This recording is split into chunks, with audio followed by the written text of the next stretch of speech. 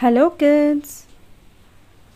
Today we are going to see 7th class second lesson Rain and Rivers.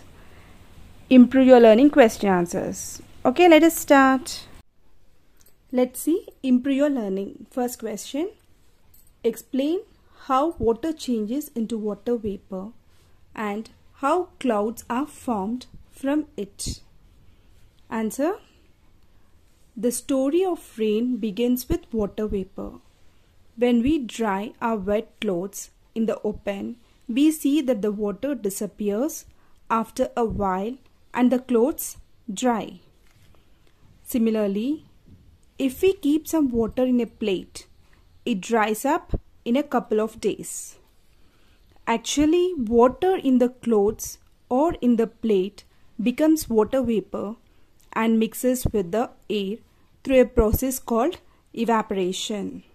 So, even when water is not boiling, there is evaporation.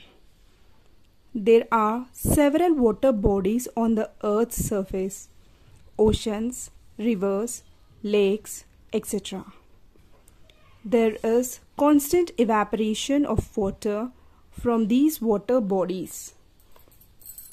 In fact, wherever there is moisture, like on wet clothes, there is evaporation. There is evaporation from our bodies, from trees, plants, and soil. When water vapor rises with hot air and reaches high up in the sky, it gets cooled. With the cooling, water vapor is transformed into tiny water droplets. These droplets gather around minute dust or smoke particles in the air and gradually increase in size. These small drops of water gather to form the clouds. Second one. Where do evaporation and cloud formation take place on a large scale? Answer. There are several water bodies on the Earth's surface: oceans, rivers, lakes, etc. There is constant evaporation of water from these water bodies. Since evaporation takes place all over the Earth's surface, clouds are also being formed all over. However, it is on the surface of the oceans that maximum evaporation and cloud formation takes place. After all, oceans are vast water bodies extending up to thousands of kilometers. As a result, it also rains very heavily on the oceans. Clouds travel inland for thousands of kilometers to bring rain to us. Next, third one. How do the clouds reach deep inlands? Clouds travel inland for thousands of kilometers to bring rain to us. These winds come all the way from the Arabian Sea and Bay of Bengal, and they transport the rainy clouds. They are called monsoon winds. They are also called southwest monsoon winds as they blow from that direction. These winds blow only in the summer. There are two arms of the monsoon winds. One blows from the Arabian Sea and the other from the Bay of Bengal. When the southwest monsoon sets around the beginning of June, the winds carrying the clouds reach Telangana.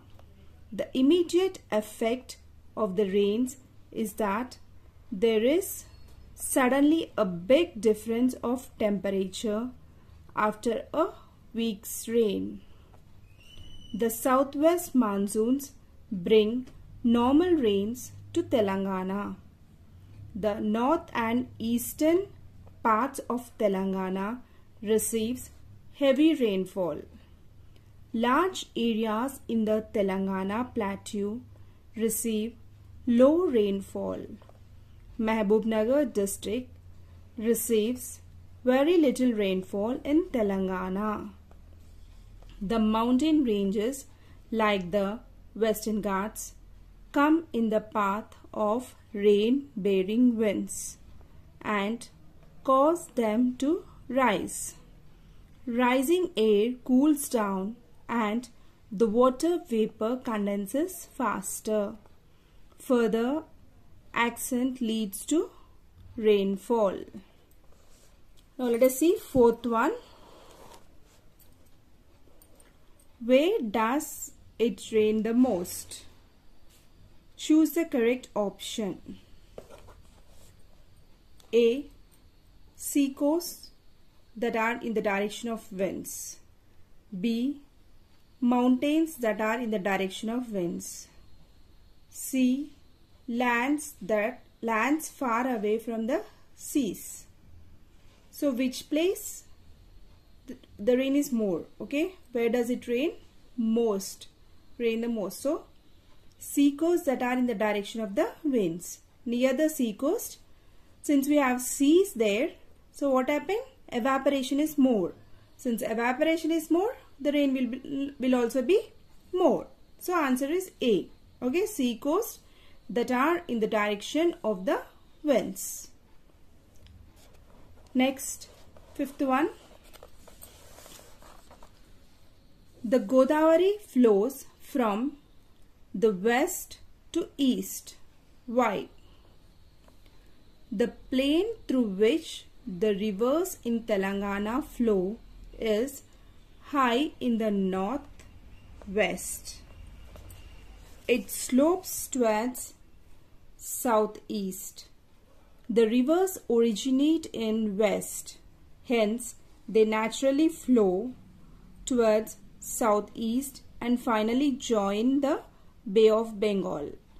Rivers like the Krishna and the Godavari start from the Western Ghats, which receive heavy rains.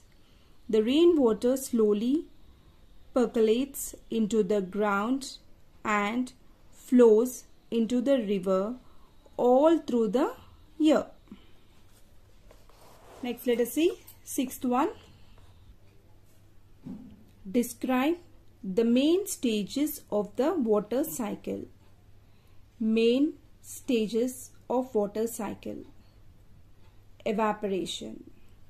The transformation of water from liquid to gas phases as it moves from the ground or bodies of water into the overlying atmosphere due to solar radiation. Condensation. The transformation of water vapor to liquid water droplets in the air, creating clouds and fog. Precipitation. Condensed water vapor that falls to the earth's surface. Seventh one. There may be streams and rivers flowing near your village or town. Find out about them and fill in the table below. So table is given: name, source, which river does it join, which sea does it meet. This is your own answer. You have to write it in your own words.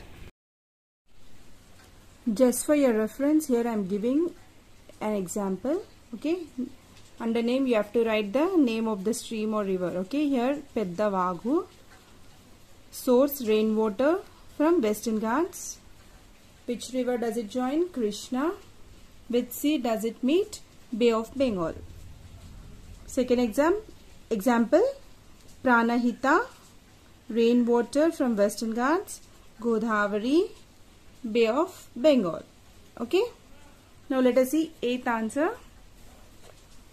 Do the river streams in your area contain water throughout the year?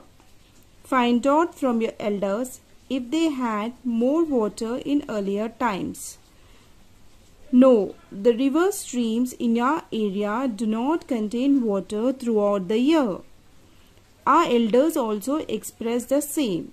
Okay, if you have any water bodies near your village or place, so you write about that water bodies. Okay, whatever it may be, stream or river, anything.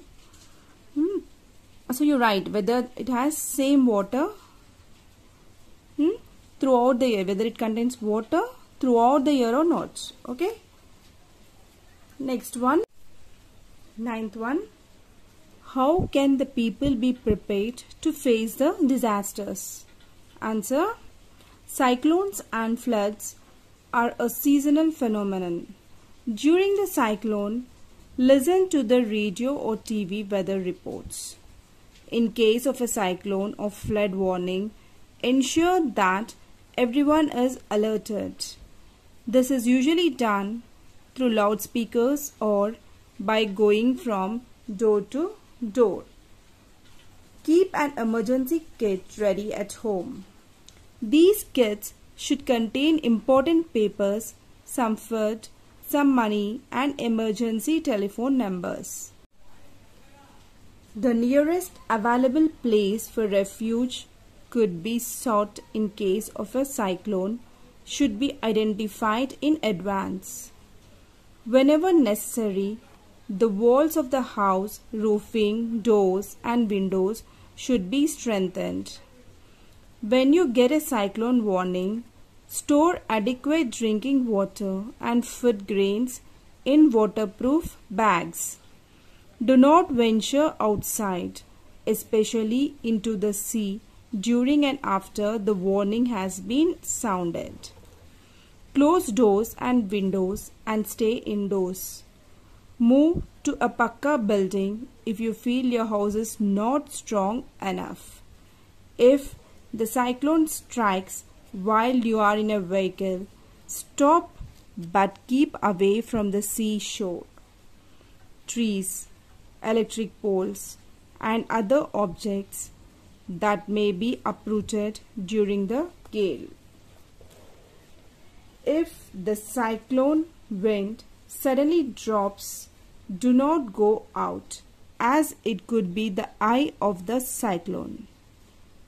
Wait till the official all clear declaration is made officially. Listen to radio or TV for updates on the situation. Even after all clear has been sounded, take necessary precautions while moving to or out of your house. There may be partially uprooted trees or poles. Look out for snakes that may have come out of their holes. Do not enter flood waters. They may be too deep. As a student group, you can play a very significant role in spreading awareness about the above precautions. Next, 10th one. Collect the pictures showing cyclones and floods and prepare an album. Okay, this is like a project. You have to do it yourself. Next, make a poster on the floods devastation. This also you have to write it on your own. Okay. So by this we complete question answers of second lesson. So in the next video we will be seeing the next lesson question answers. Till then, have a nice day. Bye kids. Enjoy.